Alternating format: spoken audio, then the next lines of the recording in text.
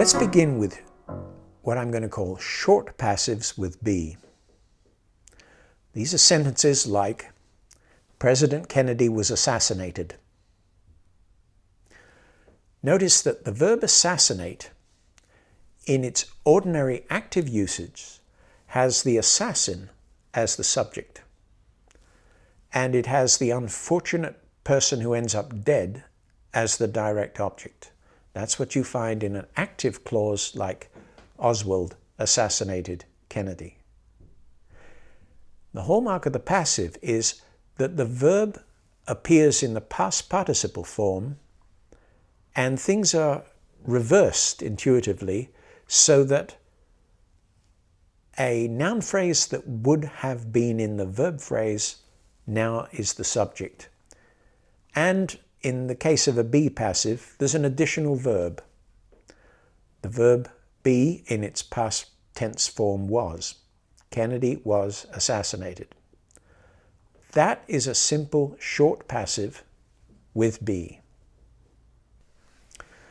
A short passive doesn't have an exact counterpart in active form because clauses in English, if they have tense, need a subject. And in the active, the person, in this case the assassin, would have to be the subject, and you can't just leave it out. So Kennedy was assassinated doesn't have a direct active correspondent. You'd only have assassinated Kennedy and nobody to fill the subject role. So it's the long passives, like Kennedy was assassinated by Oswald, that do have active counterparts. Oswald assassinated Kennedy is the active counterpart of the long passive, Kennedy was assassinated by Oswald. Now, that's a very simple case. There are other kinds of passive as well. One that might as well be mentioned as early as this, though it's very often overlooked, and I don't know any traditional grammars that even mention it, is the prepositional passive. A short prepositional passive is a clause like, he was laughed at. A long prepositional passive would have a by phrase in addition. He was laughed at by his contemporaries. In these cases, you don't have a direct object. You have the object of a preposition at in this case. And it's the object of the preposition at in an active clause, like his contemporaries laughed at him, that is the subject in the passive. He was laughed at by his contemporaries, has this unnamed person he as the subject. And notice that he is not the guy who's laughing. It's the contemporaries who are laughing. So things have been switched around, but it's not just subjects and objects. In this case, it's subjects and objects of prepositions. That is an additional kind of passive. Now, I've been using examples, as all of the introductory books do, that involve the verb be, but contrary to what they say, it isn't true that passives always contain be. You can have passive clauses with no auxiliary verb at all. I'll give you a couple of examples. They, of course, can't be full tensed clauses because in a passive, the crucial verb that carries most of the meaning has to be in the participial form, and participles are not tensed, so they can't be the main verb of a tensed clause. But you do find passive clauses without be used as adjuncts in cases like, that said, Korea is not the Philippines. That said is the crucial bit. It has a subject, that, and a past participial verb, said, and it makes a whole bare passive clause. I'm going to call them bare passives because they're kind of naked without their auxiliary, and they can't be put into a tensed form without being clothed in an auxiliary that can accept the tense. You'd have to have an is to get something like that is said. But you can use that said with the meaning, given that we've said that, as an adjunct at the beginning of a main clause. The other context in which you will find bare passives is newspaper headlines. An example like 28 injured in accidental detonation. That was in the Los Angeles Times back in 2013. As a headline. Headlines don't always need the auxiliary verbs and tense and so on. They sometimes lack other obligatory items like articles. It means, in effect, 28 people were injured in an accidental detonation, or 28 people have been injured. It doesn't make that clear, but it's clear enough for a headline. It catches the main content of what's going on. That's another example of a bare passive clause. Passive clauses also occur embedded in active clauses with certain verbs. There are transitive verbs to do with causing or beginning or perceiving that take passive clauses as their second complements. So you have sentences like, the government had the case investigated by the police. It has the same meaning as the government had the police investigate the case. But that latter part, investigated by the police, is a passive clause. And it occurs along with a noun phrase that is the direct object of the main clause verb, have, to make a sentence that involves subject, a transitive verb, a direct object for the transitive verb, and a passive clause. It's not just the verb have. You also get verbs like see and hear. I saw him knocked down by the taxi is another example of the same type. And get is one of the transitive verbs that can do this. She went out and got herself arrested, which entails, incidentally, that what she did was to obtain for herself the state of having been arrested. It's not as if it just happened to her.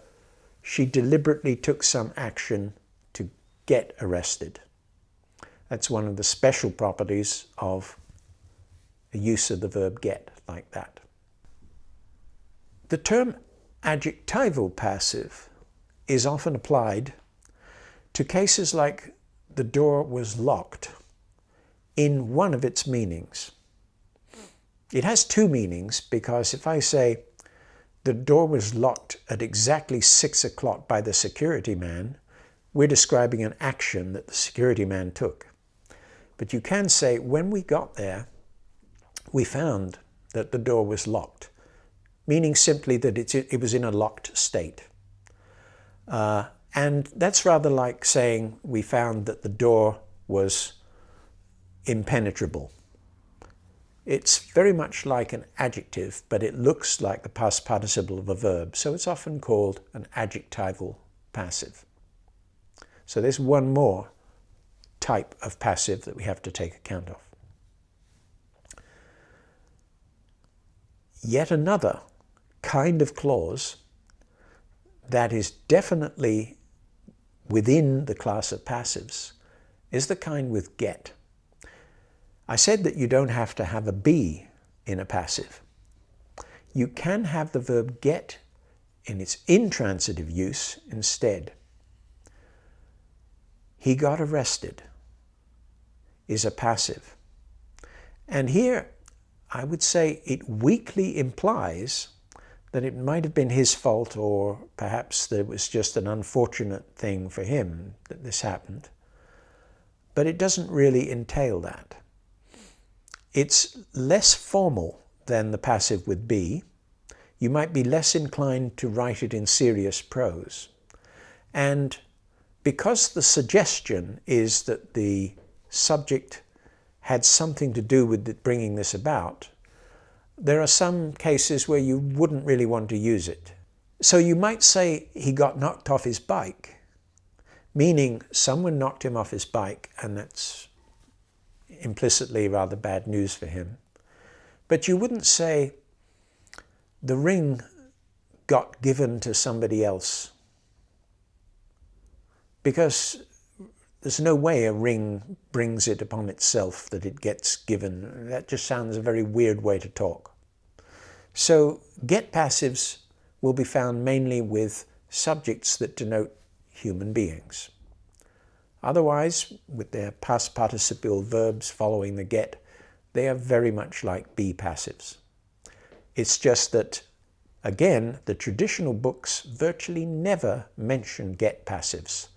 There are all these different kinds of passives, and virtually none of them are mentioned in the standard sources, the books on grammar, the hundreds of books on grammar that have been published over the last 200 years.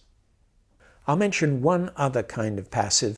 It's the least important, I suppose, but you can find passives where it's not a past participial verb, it's a gerund participial verb, the kind of verb that ends in ing. You can say, this rug really needs washing. And if you think about it, washing is done by human beings, not by rugs. So to say that the rug washed something is incoherent. Rugs don't do that. When you say the rug needs washing, you mean the rug needs to be washed. So there is a use of the gerund participial ending in ing that can carry the passive meaning. That's a variety of passive clause as well. So here we have 6 or 7 or 8 different kinds of passive clause, virtually none of which are ever mentioned in the books except for the first 2, the short be passive and the long be passive. And 2 contradictory charges are made about them. And they're often switched back and forth.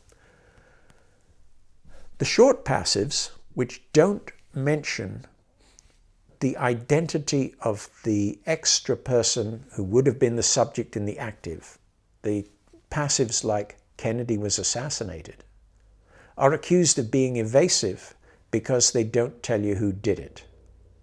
Now, of course, most often, when something unexpected happens, you don't initially know who did it anyway, and sometimes it doesn't matter who did it. When you say the patient was diagnosed with a rare form of cancer, we're thinking about the patient and the diagnosis, and there was some specialist who made the diagnosis, but it might hardly matter for the story at this point if we're concerned with the patient. There's no reason to specify in every case who did it. Who exactly was the doctor who did the diagnosis? Sometimes it doesn't matter. In the case of the Kennedy assassination in 1963, for many hours, nobody knew who had done it. A shot rang out, Kennedy was assassinated, but that was the way to report it because Lee Harvey Oswald's complicity in the crime was not discovered until much later. So it is silly to say that it's evasive to use a short passive at all. It's also silly to say that it's wordy and verbose, which is another charge leveled at it. Passives are not verbose and wordy. Short passives are often shorter than the active counterparts.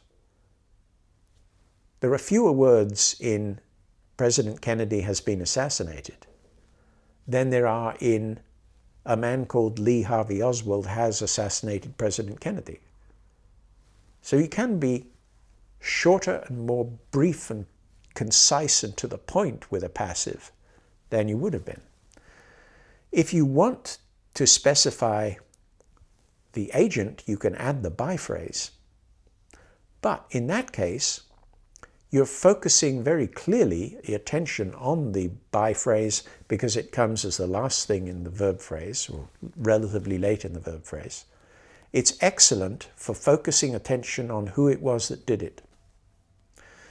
So you can't level both the charges at both kinds of passives.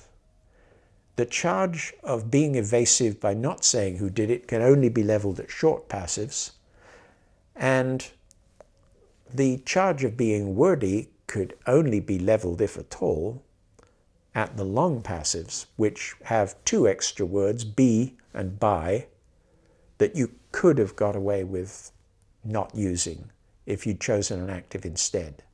But two little words, nobody cares about two little monosyllables. It's not a very serious charge against passives.